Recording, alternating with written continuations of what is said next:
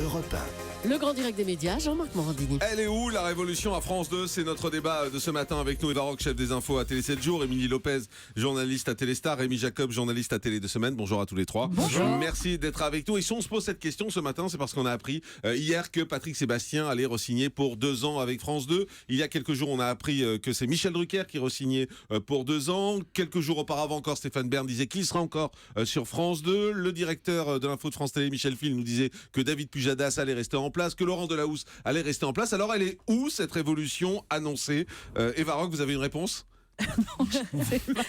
Non mais qui c'est qui avait annoncé qu'il y aurait une révolution? Je crois pas. On nous a annoncé que les choses allaient bouger, que les choses allaient changer. Pour être totalement honnête, on sait que les après-midi de France 2 par exemple en semaine vont bouger. C'est là où ça devrait bouger. C'est là où ça devrait bouger en particulier, et aussi sur le week-end où on ne sait pas trop à quoi va ressembler la grille, notamment du dimanche après-midi. Mais Stéphane Bern par exemple a déjà dit qu'il restait le week-end. Oui. Et qu'il restait l'après-midi, pardon. Alors ça on n'a pas eu. Vous avez ce qu'il a dit, lui. Voilà, moi j'ai pas eu d'infos sur l'émission à laquelle il pourrait participer, mais c'est vrai qu'on attend plus de changements sur les après-midi de la semaine et sur le week-end qu'effectivement un renouvellement des animateurs qu'on espérait, peut-être qu'on attendait, puisque Dave Finernot avait dit qu'il y avait trop d'hommes blancs de plus de 50 ans, et donc on se retrouve avec Patrick Sébastien, Michel Drucker, Nagui, Stéphane Bern et Laurent Ruquier. Mais voilà. on nous disait par exemple que Patrick Sébastien n'était pas très bien vu par la direction de France 2. Oui, absolument, mais ça s'est fait dans la douleur, hein, ce renouvellement. Jean-Marc, il faut quand même préciser qu'il y a eu des discussions très serrées, très vives, hein, avec la direction de France Télévisions. Ce qu'on lui reprochait et ce qu'on lui reproche à Patrick Sébastien, c'est pas ses audiences qui sont toujours très bonnes,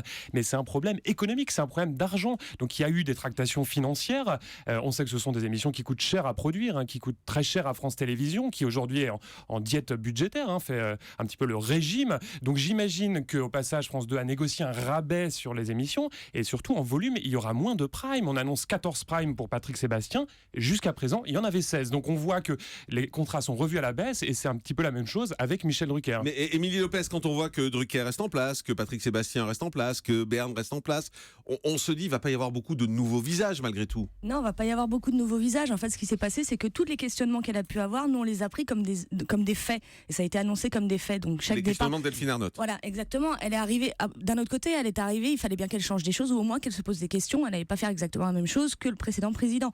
Donc. Mais là, on se retrouve quasiment avec la même chose malgré tout. Ah oui, pratiquement. Mais c'est aussi, je partage votre opinion, Amélie, mais c'est compliqué pour France 2 d'apporter du changement. France 2 est tiraillée entre, d'un côté, une volonté d'apporter des nouveaux visages, de mettre un petit peu de fraîcheur dans sa grille, mais de l'autre côté, il y a la réalité des faits. On le voit samedi dernier quand ils essayent de mettre une nouvelle animatrice, une nouvelle imitatrice, exactement, pour pas la citer, Véronique Dicker. Ça marche pas. Le show était très bien produit, je trouve. C'était une belle émission, mais le public n'a pas adhéré. On a un public qui est quand même assez conservateur sur France 2. Est-ce que c'est ça le problème? Est-ce que c'est ça le problème? Est-ce que c'est le public de France 2 qui est conservateur? On l'a vu, on citait l'exemple de Dicker. Sur Twitter, tout le monde disait c'est super, c'est très bien fait, c'est très bien produit. Résultat, ça fait 2 millions de téléspectateurs. Peut-être qu'on peut lui laisser aussi un peu de temps et d'essayer une deuxième, voire une troisième émission, parce que là, elle se retrouve face à The Voice, qui est quand même le gros mammouth de TF1 et qui ravage tout sur son passage. Donc, on peut quand même essayer de lui accorder un peu plus de crédit et la laisser en place. Mais globalement, vous pensez que le public de France 2 est prêt au changement? Non. Mais oui, si vous amenez quelque chose de qualité, il faut arrêter. Rémi dit non. Mais je rappelle que c'est un public assez conservateur, assez âgé, qui est attaché à ses figures, à ses chouchous. On parle de Michel Drucker, on parle de Patrick Sébastien.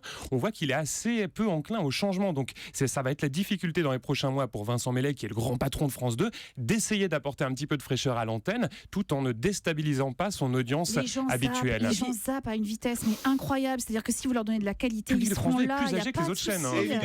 Et puis si les audiences sont là, il n'y a pas de raison aussi de les bouger. Quand on voit Drucker qui continue vivement dimanche prochain, il a 3 millions de téléspectateurs le dimanche soir, c'est normal qu'on le laisse aussi. À un moment donné, il ne faut pas être complètement... Mais on a quand même tous entendu les annonces de la patronne quand elle est arrivée. Vous allez voir ce que vous allez voir, ça va changer, ça va bouger. Or aujourd'hui, on s'aperçoit que tout ce qu'on nous annonce pour l'année prochaine, on ne sait pas tout encore, mais on connaît quand même les grandes lignes. C'est la même chose. Oui, mais en télé, il y a un seul juge de paix, vous l'avez dit Émilie, c'est l'audience. Donc effectivement, quand les audiences sautent en rendez-vous, c'est compliqué pour une chaîne d'essayer d'apporter du changement. Émilie Lopez, est-ce que ça veut dire qu'aujourd'hui, ils sont confrontés juste à un phénomène de réalité? La réalité, c'est que c'est pas simple de changer une grille des programmes, et c'est pas simple de faire bouger une chaîne. Voilà, c'est pas parce qu'on veut faire des choses que forcément on va réussir à les faire.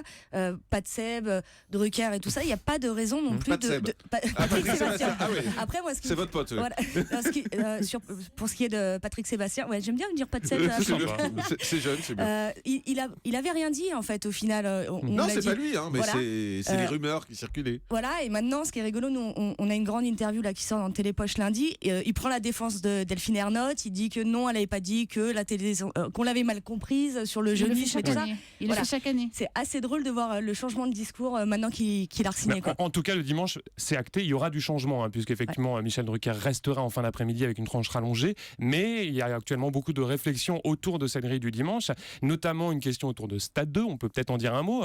Alors, selon nos informations, on a un directeur des sports à France Télévisions, Daniel Bilalion, qui est vent debout contre cette décision d'avancer Stade 2, parce qu'il estime que la plupart des émissions et des matchs ont lieu en fin d'après-midi, les résultats ont lieu en fin d'après-midi le dimanche, donc il va y avoir du changement. On parle aussi de Laurent Ruquier en rediff le dimanche. Laurent Ruquier, franchement, si c'est ça la nouveauté, excusez-moi, c'est voilà. Rien que le titre, faudra le changer parce qu'on n'est pas couché. Je sais qu'il y a beaucoup de gens qui font la sieste. C'est pour ça, je pense que c'est pour la sieste en fait.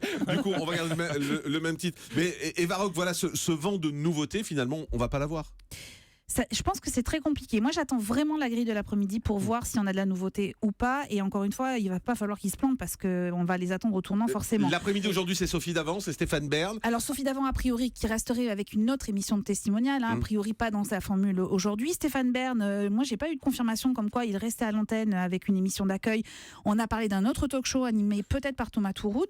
Donc à voir. J'espère qu'ils vont pas trop bouger Nagui parce que pour le coup, là, les audiences sont excellentes. Donc ce serait quand même idiot de le déplacer. Donc voilà, tout ça n'est pas très, très clair pour l'instant. Émilie Lopez. Et puis on n'est qu'en mars. Donc voilà, on a le temps de voir aussi pour la rentrée de septembre. Oui, mais c'est maintenant que les choses se signent aussi. Oui, bien sûr. Mais on peut aussi attendre genre un mois, on se revoit ici dans un mois et puis on fait le bilan. Mais alors je vous pose la question, est-ce qu'on va avoir un vent nouveau sur France 2, Émilie ? Ah non, il n'y aura pas des grosses révolutions. Il va y avoir des surprises. Eva ? S'il ne change pas les animateurs, il n'y aura pas un vent nouveau. Eh bien voilà, c'est dit.